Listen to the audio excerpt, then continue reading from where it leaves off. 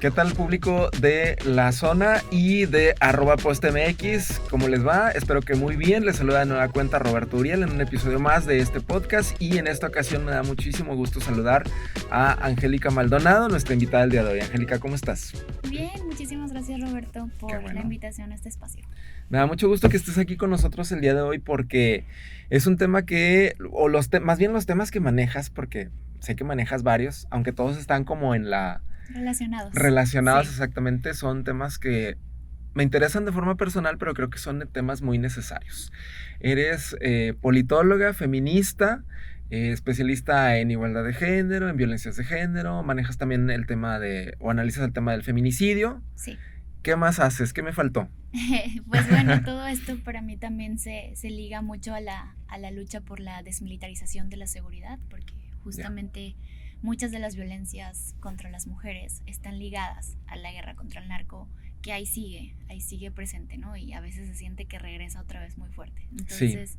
Por eso decías bien que están relacionados. Exacto. Fíjate, también se me olvidó ese punto, que de hecho cuando tuve la oportunidad de platicar contigo, de entrevistarte hace algún par de meses, me acuerdo que me lo señalabas muy puntualmente, esta cuestión de la militarización, y que yo te decía, es que ese es un concepto, un término o algo que surgió en sexenios pasados, pero tú me decías que sigue la militarización de México. Sí. Continúa. Sí, totalmente, ¿no? Y ahora con el gobierno federal actual incluso se habla de la militarización de lo público, no solo de un tema público que sería la seguridad, sino que ahora los militares hacen como muchísimas tareas que no tendrían por qué estar haciendo, ¿no? Entonces, digo, muestra de ello es el crecimiento exponencial del presupuesto que tienen ahora. El ejército tiene muchísimas tareas. Habría que preguntarles, yo a los que les he preguntado, no a todos les encanta, porque es como cuando te dan muchísimo más trabajo pero no te ascienden. Pues nadie quiere trabajar muchísimo más y no ver a sus familias y estar lejos y que sea por lo mismo, el mismo la sueldo, misma paga.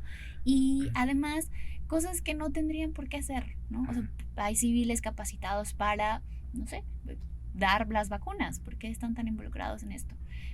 O hay cosas muy riesgosas como que estén involucrados en el tema fronterizo, en el tema de la migración, donde su capacitación no es para tratar a las personas como personas, ¿no? Están capacitados para tirar a matar. Entonces, pues sí es preocupante que se esté militarizando lo público.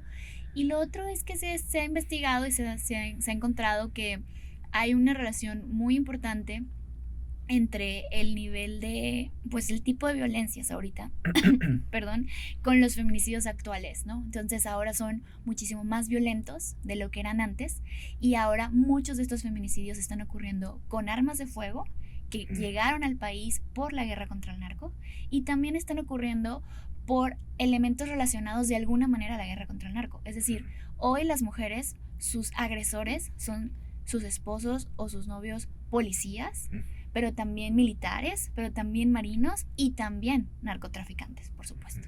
Entonces, ahora estás en más riesgo de ser asesinada por tu pareja que antes, porque ellos ahora tienen armas que antes no tenían. Y eso, con un perfil machista, es totalmente letal. Pero además, muchos de los feminicidios están ocurriendo en la vía pública. Y diríamos, bueno, es que todos están muriendo, hombres y mujeres están muriendo en la vía pública por temas ligados a la seguridad. Sí, pero luego la forma en que nosotras, antes de matarnos, nos violan y luego nos matan, ya hace una diferenciación en la forma en que nosotras estamos viviendo la guerra contra el narco, ¿no? Entonces, por eso es que para mí es tan importante siempre señalar que son temas relacionados, porque finalmente es una misma lucha, ¿no? Es decir, ponerle fin a la guerra contra el narco hoy es poder avanzar en una meta de 0 feminicidios, porque no tendría por qué haber feminicidios en el país. Claro. Ahí la relación que haces entre un tema y otro, o sea, entre la cuestión de la militarización, el ambiente de violencia y el tema del feminicidio es muy, pues es muy clara, ¿no? Mencionas que ahora existe la utilización de armas de fuego para, entre otras cosas, ¿verdad? Para poder acabar con la vida de las mujeres en estos momentos aquí en México. Pero esto también proviene de un ambiente que a lo largo de los años ha sido machista, ¿no? Y llega esta cuestión de de la militarización y es como darles sí, darle vuelo, exacto, más vuelo, carta abierta para seguir aumentando el nivel de violencia que ya se había manejado, ¿no? Y también los perfiles que alimentan tanto las Fuerzas Armadas como pues el narcotráfico. Se ha encontrado, hay evidencia de que muchos de estos hombres, porque normalmente son hombres, la mayoría, son hombres muy machistas. O sea, el perfil de hombre que dice yo me quiero hacer narco y quiero matar y quiero poder y bla, bla, es totalmente una persona muy machista. Entonces, una forma de prevenir que más personas alimenten las filas del narcotráfico es trabajar con la niñez y las juventudes temas de masculinidades y que ellos aprendan de nuevas masculinidades y aprendan que hay otras formas y que si traen un trauma con el papá, no quieran ser narco para según ellos matarlo, que además se ha demostrado, hay estudios donde muchos de estos chavos traen el típico trauma con el papá y quieren matarlo. ¿Por qué es ese trauma? Porque el papá golpeaba a su mamá, que es la persona que ellos más aman, y nunca pudieron ir contra ellos porque eran niños. Entonces dicen, ahora que me arme, ahora yo sí lo voy a matar. Y ha pasado que cuando se enfrentan finalmente al papá y ellos ya son todos unos acá sicarios poderosísimos, no se atreven a matarlo. O sea, si trabajáramos el tema de que no haya violencia familiar en casa, no tendrías el niño enojado con su papá porque golpeaba a su mamá. Y si trabajáramos el tema de nuevas masculinidades, no tendrías a un niño queriendo demostrar a través del poder de las armas que él es más macho que su papá o que es más macho que otros en la colonia, en el barrio, donde sea que viva. Fíjate que interesante esto porque va entonces a la cuestión de las emociones, o sea, la cuestión de la salud emocional, no sé si así llamarle, pero, o sea, muchos de los problemas grandes que tenemos ahorita en el país van a esa raíz, ¿no? Entonces. Totalmente. O sea, hablas de la paz interior. Y es que la paz, o sea, al final, otra forma de decirle a todas las causas en las que yo estoy pues involucrada, en un solo concepto sería cultura de la paz, ¿no? Una agenda de la paz. Y si te pones a revisar tantito sobre esos temas, descubres que la paz pues empieza con una misma, con uno mismo, ¿no? Con uno mismo. Entonces, trabajar en proyectos, por ejemplo, de prevención, donde las personas puedan conectar consigo mismas, donde las personas puedan entenderse parte de un entorno, totalmente haría una sociedad muchísimo más pacífica, ¿no? Claro. Lo mismo para si tienes a políticos que no están en paz consigo mismos haciendo política, pues tienes, o sea, puros malos resultados. Y creo que eso es lo que tenemos hoy por hoy. Tenemos a políticos que no están en paz consigo mismos. O sea, no es casual que un expresidente que es bien sabido, que no tiene paz consigo mismo, inicie una guerra contra el narco, ¿no? Y todos los memes que yo ni siquiera tengo que mencionar por qué estoy diciendo que este expresidente no estaba en paz consigo mismo. No, está súper quemadísimo. Porque hay memes de él, ¿no? O sea, y los memes me encantan porque demuestran mucho de nuestra realidad, son un reflejo bien puntual de nuestras realidades, ¿no? Entonces, él no estaba en paz consigo mismo y por eso tomó decisiones como las que tomó, de poner la vida del país en riesgo, de todas las personas que vivimos en este país en riesgo, y además de generar tantísima violencia. Que hasta la fecha. Entonces, y hasta la fecha, él sigue defendiendo que esa es la estrategia y sigue siendo un actor político que la verdad es que sigue sin pensar en función de la paz, de la felicidad de las personas, ¿no? Entonces, yo creo que, claro que la raíz de muchos de los problemas que tenemos ahorita sí tienen que ver con que haya, por supuesto que necesidades básicas cubiertas, pero también una paz interior, ¿no? Tú ves, bueno, ya hablando ahorita de esta cuestión de sexenios y presidentes que ya iniciaste también, ya introdujiste el tema. Entonces, la militarización sigue. El actual gobierno federal sigue con esta estrategia de militarizar el país. Sí. ¿Sí lo consideras así? Está profundizando y muchísimos expertos y expertas lo señalan así. Entonces, está profundizando esta militarización. El actual presidente en campaña dijo que él iba a trabajar por la pacificación del país, que iba a trabajar por regresar a las Fuerzas Armadas a hacer las labores que le corresponden y no hacer labores que no les corresponden.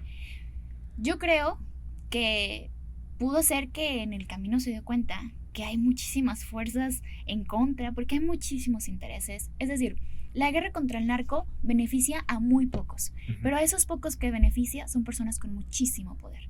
Y no solo es el narcotráfico, también es incluso a empresarios muy poderosos que, no sé, son los dueños de toda la industria del acero y ahora con el ejército dándole seguridad en las carreteras porque, ay, qué miedo con el narco, ya nadie les roba el acero y entonces están, resolví mi problema milenario de que en carretera ya tenía que pues llegaba algún ladrón, no del narcotráfico ni nada, y me quitaban un poco de acero, pero es carísimo, es muchísima lana, entonces ya no hay estas pérdidas. Yo prefiero que el ejército siga cuidando a la iniciativa privada en ciertos temas o en ciertas operaciones, y me ahorro todas esas salidas que antes no, por ejemplo. O todos los nuevos empresarios que tienen muchísimas empresas de seguridad privada o todo lo relacionado a la industria de la guerra, pues también es gente que, no, yo ya aquí hice mi negocio redondo. Y la otra es que las cosas de seguridad son confidenciales. Entonces, a diferencia de otras secretarías, la Secretaría de Seguridad Pública o aquellas que tengan alguna relación con la seguridad, no tienen que hacer licitaciones públicas. Entonces, es como una bolsa que no tenemos acceso, es un mundo que la ciudadanía no conoce. ¿No están sujetos a transparencia también para exigirles? No de la misma manera, con el concepto de, oye, es que es tema de seguridad pública, tenemos que cuidar a las personas, puede haber riesgos, y la verdad es que hay cosas que pudieran licitar y no se licitan. Entonces, en ese sentido, es un negocio redondo. O sea, la seguridad se está volviendo un negocio redondo para muy pocos, pero que cada vez tienen más poder y resisten más a volver a una forma de seguridad ciudadana, civil, local, ¿no? Donde no haya riesgos de que camines por la calle y te pase algo. Claro, y ahorita que mencionabas de las promesas de Andrés Manuel López Obrador, sí, y es que además pues es un presidente que llegó con un discurso pues social, o sea, o socialista, de izquierda, como apegado a cuestiones más apegadas a la paz. Pero en la práctica está haciendo muchas cosas de derecha. ¿Sí? Sí, a mí me sorprende cómo tanta gente de derecha está tan inconforme con él, porque es realmente más bien un presidente de derecha. Pero lo que sí le pongo, digamos, sobre la mesa, porque la verdad es que estar en esos puestos es complicado, y seguramente cuando empiezan sus primeros 100 días de gobierno o desde la transición, se da cuenta que no hay apoyo de muchos grupos. No sé si incluso hubo amenazas, o sea, hubo quienes incluso pensaron eso, a lo mejor lo amenazaron y que no era tan fácil que él quitara el ejército porque había intereses de empresarios, intereses de narcotraficantes que también son empresarios. Entonces, como todo esto pudo haber sido que él dijera, bueno, no hay condiciones, y la verdad es que el ejército es una institución muy leal. Parte de su formación es la lealtad.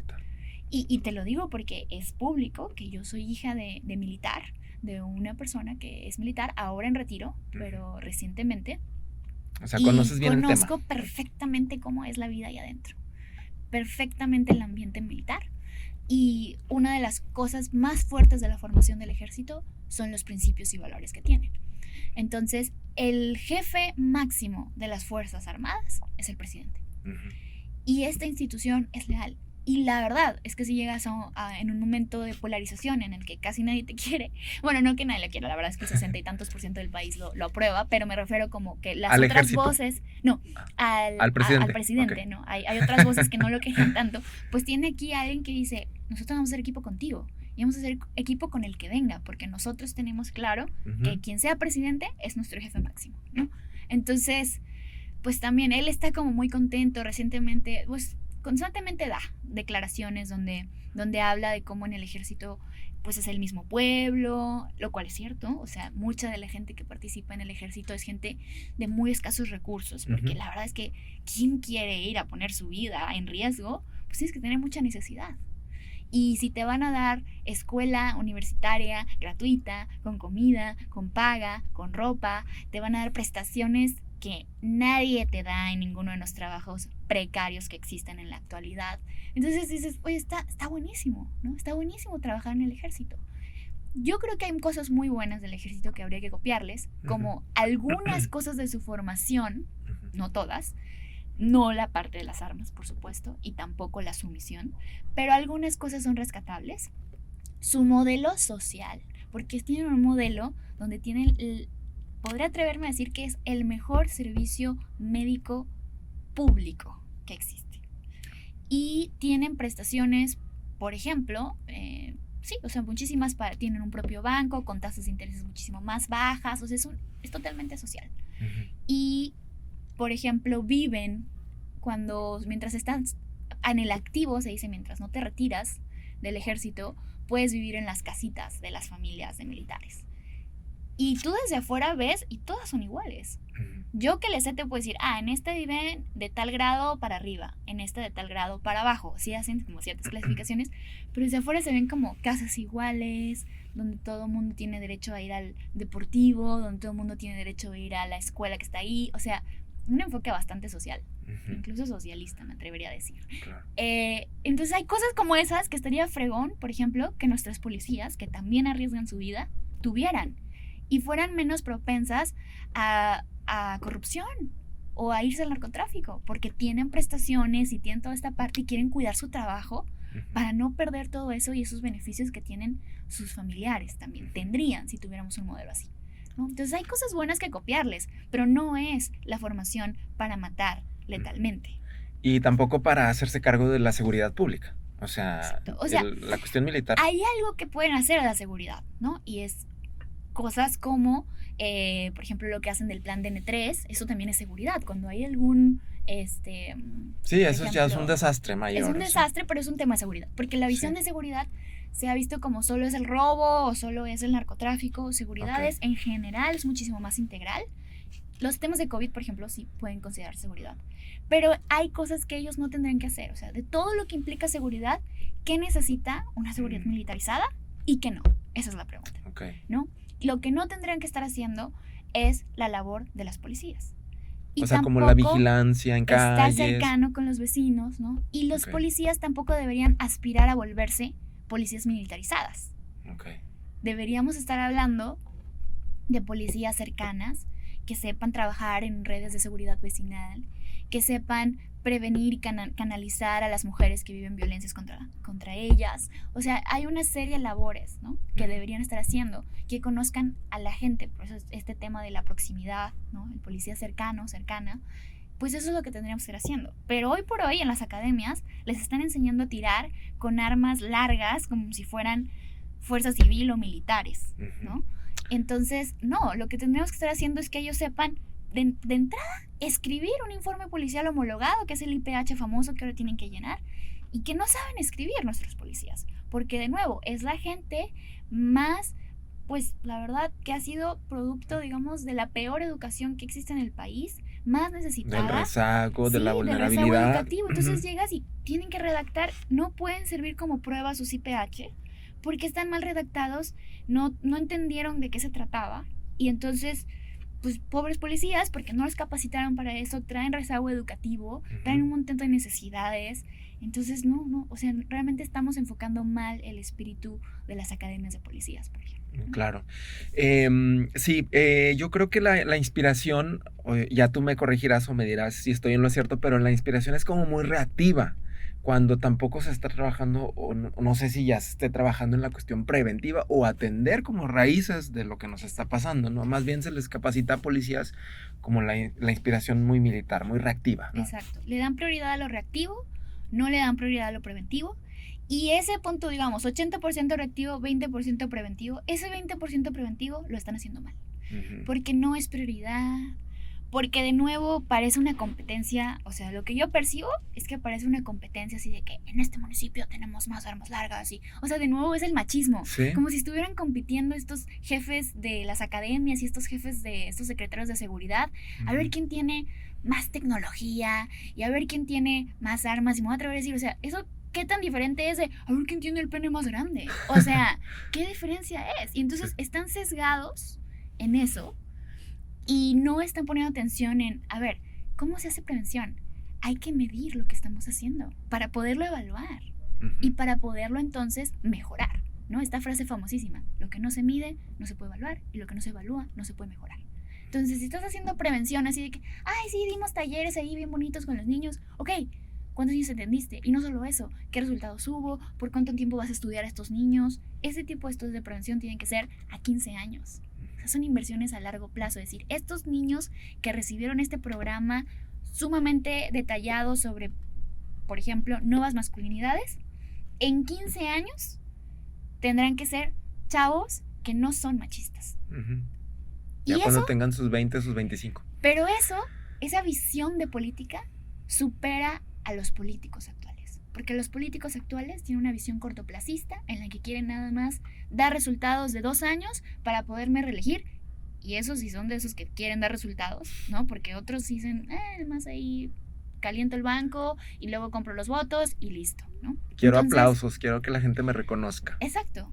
O sea, una cosa de ego, una cosa machista, una cosa patriarcal, ¿no? Entonces, ¿qué creo yo? Urge que las feministas entremos a temas de seguridad. Okay. Urge que entremos y que contagiemos a los compañeros sobre la importancia de la perspectiva de género para poder pues cambiar la visión que se tiene de seguridad. Entonces está sumamente masculinizada y sobre todo es machista. Y por otro lado, urge incidir en cambiar la visión de política pública de que no puede ser tan corta, tiene que ser de largo plazo. Tenemos que medir todo lo que estamos haciendo.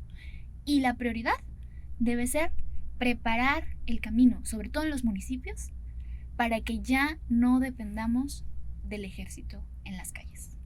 Que nuestros policías puedan hacerse responsables de la seguridad y que el ejército haga lo que le corresponde, que es seguridad nacional. Ok. En cuanto a esto, la opción podría ser la policía de proximidad, como estos modelos de policía de proximidad que hemos visto. Sí, ¿Esa sería una buena opción? La policía de proximidad es un buen mecanismo, okay. Pero en serio. O sea, porque tampoco voy a decir nombres, pero hay ciertos municipios que se jactan de ser quienes trajeron la policía de proximidad. Pero si revisas, la verdad es que hay muchísimas áreas de oportunidad. Poco se ha medido lo que se está haciendo. Okay. O sea, cuando se hacen proyectos así, solo por el comercial y solo por la visión de que en 3 años quiero ser gobernadora, no funciona, ¿no? Entonces tenemos que hacer cosas realmente serias y esta policía de proximidad tendría mucho potencial para ser policías capacitados realmente para trabajar con perspectiva de género. Entonces, hoy por hoy, que tenemos una alerta de violencia de género en el Estado y la tenemos desde 2016, muchas de las tareas donde estamos fallando es en la labor de los policías para, por ejemplo, atender las órdenes de protección. Las órdenes de protección tendría que haber una coordinación entre fiscalía, municipio, estado. Y no está habiendo esa protección. Pero alguien que es fundamental, creo que hay 2 roles fundamentales. El del policía o la policía y el de el juez o la jueza. Entonces, esos 2 están fallando muy fuerte. Y es porque nuestros policías no están capacitados desde las academias y en formación continua de poder tener claro la importancia de su rol en la prevención de los feminicidios en este estado. Al menos recientemente hubo un feminicidio que sin lugar a dudas fue responsabilidad de que no se atendió y no se reportó si ya se estaba haciendo la protección que deriva de una orden de protección, ¿no?, a mujeres. Entonces, definitivamente que sí hay compatibilidad de un modelo de policía próximo, de un policía cercano a la ciudadanía, y sus habilidades deberían ser más bien desarme no violento, poder platicar con los vecinos, o sea, habilidades comunicacionales, de organización, te digo, de escribir sus reportes. Podríamos estar haciendo cosas como están haciendo algunas organizaciones civiles como Supera, por ejemplo, de Superace, de que los policías que están designados a un cierto territorio, no sé, a las colonias tales, jueguen una vez al mes con los chavos de esas colonias, jueguen fútbol y los conozcan y platiquen, bla, bla, bla. Eso es lo que tendrán que estar haciendo. ¿Cómo o qué decirle a la gente que siento yo que el común de la gente o en la sociedad, la gente quiere ver la cuestión reactiva? O sea, la gente no quiere ver al policía jugando fútbol. No. La gente no quiere ver a los policías como dando talleres de arte, de paz o de convivencia. O la gente no quiere ver a los policías escuchando a a las mujeres, sino yo creo que la gente quiere ver a los policías reactivos. O sea, la misma sociedad quiere ver al policía armado, reactivo, enfrentando a la delincuencia y continuando como este choque. Totalmente. Eso es 100% cierto y ha sido, ahora ya no, pero yo llevo 7 años promoviendo la desmilitarización de la seguridad y en estos 7 años, casi 8, al principio lo que más me frustraba era que la gente justo no lo entendía. Sí. Entonces he tenido que observar mucho y tratar de analizar por qué, ¿no? Y en estos años lo que yo he identificado es que la gente es porque tiene mucho miedo. O sea, la gente tiene muchísimo, muchísimo miedo. Pero este miedo no fue primero a la guerra contra el narco. Primero fue una guerra que además fue provocada y luego fue el miedo. Entonces, o sea, hay que entender esto como un trauma y un postrauma de la guerra. Entonces, cualquier psicólogo o psicóloga te diría, pues es que hay que verlo desde esa visión, ¿no? Y ser pacientes también con la gente. Creo que es eso y también ignorancia sobre los temas de seguridad, que siempre son muy ajenos, muy pocos hablan de eso, muy pocos se consideran expertos sobre esos temas, no es un mundo muy cerrado, entonces poco se habla de todas estas implicaciones. Ha habido casos emblemáticos, como el caso de mis compañeros Jorge y Javier, que es un caso bien conocido, no solo en Monterrey, sino incluso a nivel nacional, gracias al documental que se hizo de su caso, que es Hasta los dientes. Y Jorge y Javier fueron asesinados en el Tecnológico de Monterrey, una universidad.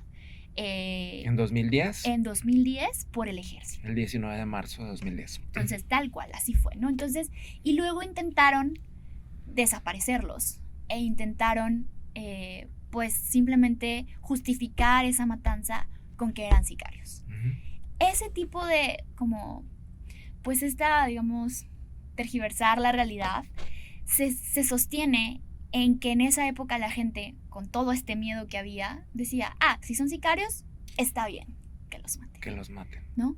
O sea, llegamos a ese nivel de deshumanización. Cuando, a ver, tenemos un país con un sistema que si alguien comete un delito, nosotros no matamos a morir. Se supone que, o sea, no tiramos a morir, sino como vas y sigues todo un proceso judicial y si se considera que fuiste culpable vas a un espacio que no es una cárcel, sino es de reinserción social. O sea, entonces nos perdimos diciendo, qué bueno, yo escuché profesoras de la preparatoria diciendo, 2 cucarachas menos, ¿no? Entonces, sin embargo, cuando se supo la verdad, siento que hay gente que despertamos de ese miedo. Y yo espero que no tenga que seguir habiendo casos así, porque ha habido muchísimos, solo que pocos son tan visibles como Jorge y Javier. Para que sigamos despertando, ¿no? O sea, que no sea una Matrix. Si alguien ha visto esa película, que seguro sí. O sea, que no te tengan que despertar para que te des cuenta de esa realidad. Y entonces digas, el miedo me lo quito. Y alzo la voz. Y aunque sea hija de militar y esa institución me reclamen que es la que me ha dado de comer, me voy a posicionar y decir, esto no está bien y no estoy de acuerdo. Y también reconocer, esto lo has hecho bien, o sea, porque no se trata de enemigos, no es blanco y negro la cosa, ¿no? Es muchísimo más complejo. Entonces, ahí te das cuenta de la importancia de hacer esto, pero la verdad es que la gente sigue confiando en el ejército, sigue queriendo que las policías se parezcan al ejército. Esta confianza en el ejército tampoco es gratuita, ha sido una institución muy responsable. En los últimos, desde que existe, creo que no son 100 años, un poquito más de 100 años, una institución muy correcta. Antes podíamos decir que incorruptible, ahora no, porque justamente el ejército le dieron demasiado poder y ahora es difícil no ser corrupto, o sea, que se corrompan.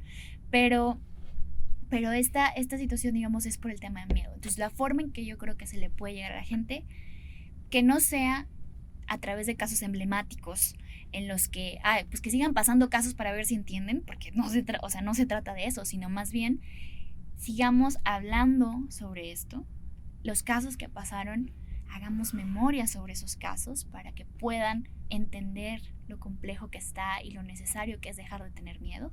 Tratémoslo desde una perspectiva pues psicológica, de que hay miedo y contra eso no se puede. contra eso hay que trabajarlo, no nada más decir no tengas miedo, ¿no? O sea, hay muchísimo más trabajo que hacer. Y por otro lado, trabajemos en proyectos que puedan empezar a dar unos ciertos resultados, que a la gente le convenza la evidencia de que por aquí va la cosa. Porque al parecer no les convence la evidencia de que por ahí no va. O sea, no les convence ver cientos y cientos de estudios de la Academia Mexicana más top diciendo: si hay militarización, hay más violencia, demostrado estadísticamente, empírica, o sea, ¿cómo quieres que te lo demuestre, no? Entonces parece que eso no. Y justo en la época electoral salió un estudio, no me acuerdo de quién reciente, donde venía otra vez el ejército como la institución más confiable en el país. O sea, la gente sigue confiando en el ejército más, menos que antes, eso sí. Y yo creo que la tendencia, si el ejército sigue siendo responsable de toda la seguridad y de todo lo público, ahora con el presidente actual, va para abajo. Entonces, si el propio ejército se quiere salvar, deberían ser los primeros en decir: esta no es nuestra chamba. Sí, claro, evitar ese desgaste, ¿no? El desgaste que les está dando. Exacto. El hacerse cargo de tareas que no les corresponden. ¿Las mujeres entonces deberían de estar más involucradas en todos estos temas? Totalmente. O sea, y mujeres feministas. Las feministas y... O sea, el feminismo no es exclusivo de las mujeres. O sea, estaría buenísimo que tuviéramos y encontráramos más aliados feministas. Yo de repente me he encontrado con uno que otro que digo: mira, qué padre, ¿no? Y estamos trabajando juntos y juntas y muy padre, pero son muy pocos los hombres que tienen clara la importancia de la labor en las instituciones de seguridad para prevenir feminicidios y para, en general, hacer una ciudad, un estado, un país menos machista. Pero son pocos los que lo entienden. Falta hablar más, falta más espacios como este en el que podamos decir: está súper relacionado los perfiles que entran al narco, que alimentan el narco, y los perfiles y el nivel de machismo que tienen. Está súper relacionado la violencia familiar. O sea, casi te puedo asegurar que donde hay narcos hay violencia familiar. Y casi te puedo asegurar que donde hay militares y policías y machismo y violencia, es casi feminicidio asegurado. O sea, están muy relacionados. Y el nivel de machismo que hay en la sociedad, ¿nos damos cuenta de cuál es el nivel que hay?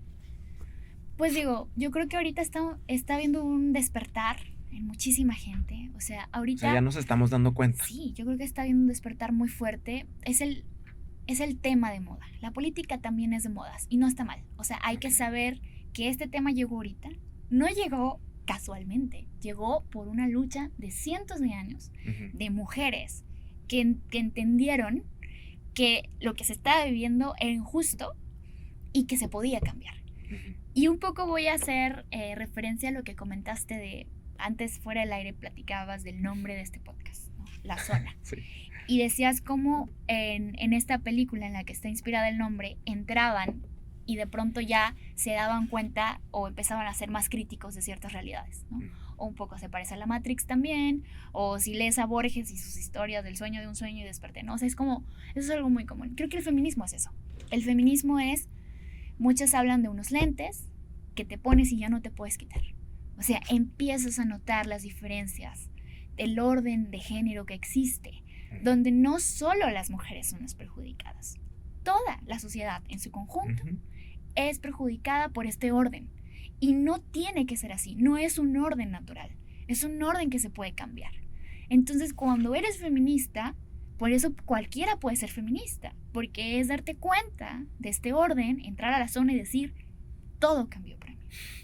Todo cambió y ahora voy a cuestionar todo, pero también a mí. O sea, el movimiento feminista, que es por esa razón que hoy por hoy está de moda el tema de la perspectiva de género y toda esta agenda de las violencias contra las mujeres, el movimiento feminista es un movimiento político, es un movimiento intelectual, es un movimiento social, pero también es un movimiento espiritual, porque te atraviesa a ti. Tú tienes que cambiar, tú te tienes que dar cuenta que tú eres parte del sistema y que tú también ejerces violencias y que también permites que se ejerzan violencias ante ti. Entonces, en la medida, y por eso hay mucho esto de Los círculos, ahorita están muy fuertes los círculos de mujeres, donde las mujeres hablan de cómo se sienten, y los hombres ya están también tomando ese modelo, y hay círculos de hombres hablando de las nuevas masculinidades. Esa parte es espiritual. Esa parte que te dice, necesitas estar bien contigo. Y entonces cuando estás bien contigo se te resbala que si tu mamá quiere que te cases a los 30, o sea, se te resbala, porque tú estás bien contigo. Y cuestionas, y cuando te ven a ti, entonces tus primas también, ya no es su sueño casarse, porque vieron otras formas, que otras formas de organizarse y de convivir y de vivir son posibles. Claro. Entonces hay muchísimas personas que se refieren al feminismo justo como una o sea, pues imaginación para crear otras formas y otros mundos, ¿no? O sea, sí, bien mencionabas ahorita que es un tema de moda, por ponerle un adjetivo, pero también hay mucho rechazo hacia el movimiento. O sea, a mí me ha tocado ver comentarios muy desagradables, muy lamentables más bien, de tanto de hombres como de mujeres que pues no están de acuerdo en que el feminismo avance. Sí, totalmente. ¿Cómo hacerle ver a esa gente que pues es algo necesario, ¿no? El darnos cuenta de todo lo que ya decías, o el despertar. O sea, ¿cómo convencer o cómo hacerle ver a alguien que es necesario despertar y empezar a darse cuenta de eso? Sí, pues es que todo cambio siempre va a tener una resistencia. Es como normal. Entonces, quienes ya estamos bien convencidas del cambio, lo que tenemos que hacer es verlo así, ¿no? Es una resistencia normal. La gente aparte conoce una cosa y de nuevo viene el miedo y le da miedo a algo distinto. Okay. Claro que hay gente que se beneficia del orden injusto actual y entonces no quiere que cambie, ¿no? Pero la verdad es que son los menos. Son muy pocas personas que se benefician del orden actual e incluso beneficiándose muchísimo, salen perdiendo. Entonces es cosa de tiempo, o sea, es cosa de tiempo de que más gente se dé. Entonces yo diría paciencia y como súper claridad en los objetivos. Porque cuando trabajas, por ejemplo, mi objetivo es cero feminicidios y yo voy a trabajar para eso, generas un efecto positivo en otras cosas. Y entonces la gente va viéndolo porque le va afectando positivamente y dice, oye, es que así estamos mejor, ¿no? Entonces, sí es verdad que hay mucha resistencia, pero también es verdad que es muchísimo más creciente la tendencia.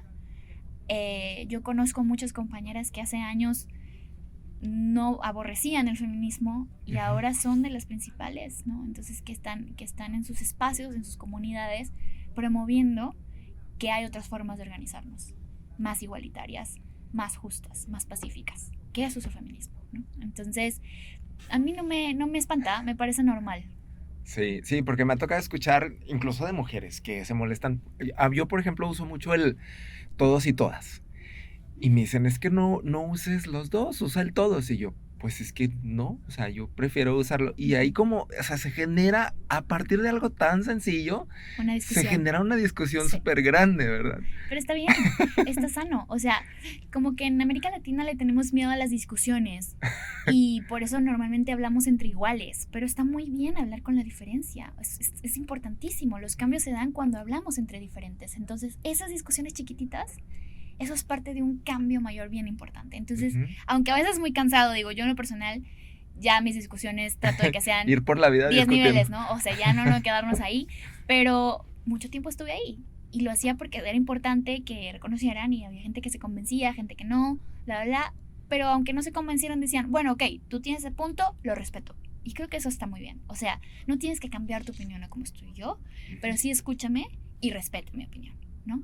Porque lo que pasa es que la gente que quiere el cambio no necesariamente está imponiendo el cambio a otros, mientras que los que resisten sí quieren imponer su visión, ¿no? Ejemplo, yo digo el del derecho a la interrupción legal de los embarazos como garantía para todas y todos, ¿no? Y la gente que está en contra es, no, a ver, pero no te estoy haciendo abortar, estoy diciendo que cualquiera puede, si quiere, y su historia de vida, y ya. No, pero no. Entonces, la gente que resiste es gente que quiere imponer siempre su realidad sobre otra. Entonces, creo que cuando lleguemos a un punto en el, a ver, yo tengo esta postura, escúchala, entiéndela y respétala. Y si tú a nivel personal no quieres, si tú quieres promover entre la gente que no ocurra, pero está el derecho y la posibilidad para todas, adelante. Pero no digas que yo a fuerza tengo que pensar como tú, porque yo no estoy diciendo que tú tengas que pensar como yo. Yo te estoy dando la opción, una opción más, y tú decides, ¿no? Entonces, esas discusiones pequeñas creo que son exitosas en la medida no tanto en que tienes gente que se une a tu visión, sino en la medida en que las dos partes entienden que tienen que coexistir, que el mundo es diverso, que hay distintas visiones, pero que sí hay una visión que habla de derechos y que esa es la que debe permear en el Estado. El Estado debe garantizar derechos. Ya si tú en tu casa no quieres hacer lo que sea que quieras hacer, adelante. Sí, pero no me puedes obligar a pensar como tú. Y qué lástima que este tema surgió ahorita, que ya se nos está acabando el tiempo, porque también está súper bueno ese tema, ¿no? La cuestión de el acceso a los derechos, que hay personas que no lo entienden así y quieren Exacto. imponer su realidad. Me quedan dos preguntas, Angélica. La primera de ellas es, entonces, ¿crees que la solución sea trabajar con infancias? O sea, ¿crees que ahí esté como la clave o una de las claves? Yo creo que los gobiernos entrantes, lo más inteligente que pueden hacer es invertirle a las infancias. Si realmente les interesa que esta situación como estamos ahorita cambie. Son inversiones a largo plazo. Hay estudios que han demostrado que desde los 6 años las niñas ya se sienten menos que los niños. Okay. Y ya desde ahí estamos mal. O sea, porque ahí empieza entonces una cadena de un círculo vicioso. Entonces podríamos hacer es un círculo virtuoso. Y desde si trabajamos la primera infancia, se llama, podríamos erradicar la discriminación. Podríamos erradicar la desigualdad de género, podríamos erradicar incluye las comunidades LGBT, las violencias, o sea, podríamos hacer muchísimas cosas si le invertimos eso, y aparte es baratísima. Todo lo que estamos haciendo ahorita, que las órdenes de protección, que si refugios, que yo tengo una postura de no, los refugios no debe ser. Yo trabajé en eso y ahora salí convencida los de que... Los refugios donde las mujeres llegan violentadas, ¿no? O sea, no puede ser nuestra prioridad de política pública. Sí es parte de una integral, pero no nuestra prioridad. Mientras que hay que, ahorita, como por todo lo que está pasando, es que esa es nuestra prioridad. No, es parte de, nuestra prioridad debe ser lo más inteligente, lo mejor invertido, que es primeras infancias, ¿no? Entonces, ahí creo que hay muchísimo potencial. Imagínate, te estoy diciendo, si trabajáramos con ellas, tendríamos personas con paz interior, personas seguras de sí mismas, personas libres y personas que no violentan a otras, que no discriminan a otras. Básicamente resolveríamos muchísimas de las cosas sociales, problemas sociales que hoy por hoy tenemos y que nos tienen siendo infelices. Ok, Angélica, bueno, ¿qué más faltaría por hacer? Ahorita tenemos cambios de gobierno aquí en Nuevo León, gobierno estatal, gobiernos municipales, va a haber cambio en el Congreso.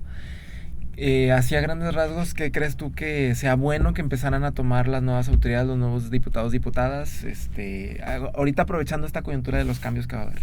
Sí, pues yo creo que tienen la oportunidad de corregir en muchos sentidos, sobre todo en algunos municipios y particularmente en gobierno del estado, muchos de los vicios que venían, ¿no? Y la verdad es que el electorado exige, sí, el tema de violencias contra las mujeres. O sea, es un tema presente en la cotidianidad de la ciudadanía. Entonces, si las personas que llegaron tienen una visión política, o sea, si tienen visión política en absoluto, pues tendrían que estar considerando como una de sus prioridades la atención a las violencias contra las mujeres, ¿no? Pero cuando te metes a ese tema, regresas a lo mismo que me preguntabas antes de las infancias. O sea, cuando te metes al tema de violencias contra las mujeres, te das cuenta que el corazón está en la prevención y que tiene que ser desde la primera infancia. Entonces tendrían que estarle apostando a proyectos así, proyectos de largo plazo. Yo creo que tienen esa oportunidad. Y pues, en particular, yo me concentraría también en la alerta. O sea, ojalá que como Estado y municipios y Congreso se pongan la meta de vamos a levantar la alerta. Es decir, que ya no tengamos alerta de violencia de género en Nuevo León. ¿Qué tenemos que hacer? Pues cada quien tendría que estar haciendo su trabajo, y una palabra fundamental es la coordinación. O sea, para que los problemas de seguridad, que las violencias contra las mujeres entren en seguridad, son multidimensionales, pero muy importantemente en seguridad, pues tenemos que coordinarnos. Y la coordinación tiene que ser entre distintos niveles de gobierno, entre distintos poderes, es decir, legislativo, judicial, ejecutivo, pero también tiene que ser con la ciudadanía. ¿no? En los consejos ciudadanos, en pues las empresas que también tienen que ponerle su parte, porque las empresas les encanta exigirle al gobierno, pero luego ellas son las primeras que no tienen guarderías para sus trabajadoras y trabajadores, que no tienen prestaciones para sus trabajadores, etcétera, ¿no? Entonces, todo eso está vinculado. Y esa coordinación es un reto muy importante. No se va a lograr en 1 o 2 años. Entonces estaría padre que se empiece a trabajar en esa coordinación para que aprendamos a trabajar en equipo. No sabemos trabajar en equipo, no sabemos trabajar coordinadamente. Sabemos trabajar con egos, con estrellitas para cada quien, vendiendo proyectos vacíos que no sirven y que solamente están pensados en yo quiero hacer lo que sigue, ¿no? Entonces mi pregunta para todo ese tipo de políticos es ¿el poder para qué? Así de simple. Entonces, si en algún momento te pierdes y no puedes responder esa pregunta, lo estás haciendo mal. Estás siendo un mal político. Estás haciendo una mala política. Claro. La responsabilidad principal, entonces, la tendría el gobierno estatal. O sea, como liderar todo esto. Para la coordinación es un elemento importante. Pero yo creo que caer en que una sola persona tiene la responsabilidad lo va a volver a ser patriarcal. Okay. Porque el patriarcado hace que siempre sea una pirámide y siempre alguien tiene más responsabilidad y todos los demás marchan. Okay. Es muy ejército, muy así, ¿no? El general máximo, así. No. Aquí incluso podrías tener un gobernador que a lo mejor no tiene esa visión, pero si tú como alcaldesa la tienes y le haces ver la necesidad y haces que todos colaboren, adelante. O sea, o tú como diputada haces los acuerdos que tienen que hacer para salir adelante con esta agenda, ¿no? Entonces, no, es una responsabilidad compartida. Okay. Igual que la seguridad. La seguridad no es solo del presidente, ni solo del gobernador, ni solo de los alcaldes. Es una responsabilidad compartida, porque es totalmente inviable, es una ilusión pensar que una sola entidad va a ser responsable de algo tan complejo como es la seguridad de todas las personas de México, ¿no? O todas las personas del estado, o todas las personas del municipio. Claro, se requiere entonces un cambio de conciencia de todas y todos. Sí, y de colaboración y un cambio de paradigma. Y entrarle, desde lo que podamos hacer, pequeños cambios diarios. Totalmente. ¿Verdad? Muy bien. Angélica, pues muchísimas gracias por haber estado aquí, por habernos compartido un poco de lo mucho que sabes acerca de estos temas. Gracias. Y bueno, ojalá que puedas regresar después, más adelante, para hablar de otros temas. Por ejemplo, me quedé con las ganas de hablar un poco más acerca de los derechos, del derecho a decidir, que también es un súper tema. Y bueno, aquí te esperamos de regreso próximamente en la zona. Pues muchísimas gracias y felicidades por el espacio. Me encantó el nombre, como te diste cuenta, y creo que está padre si la gente que lo escucha después de acá encuentra nuevas realidades y empieza a ser más crítica y reflexiva sobre temas tan importantes, tan urgentes para la vida misma. Esperemos que así sea.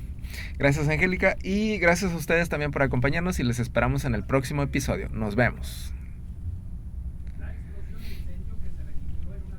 Muy bien. Pues sí, oye, y te recomiendo la película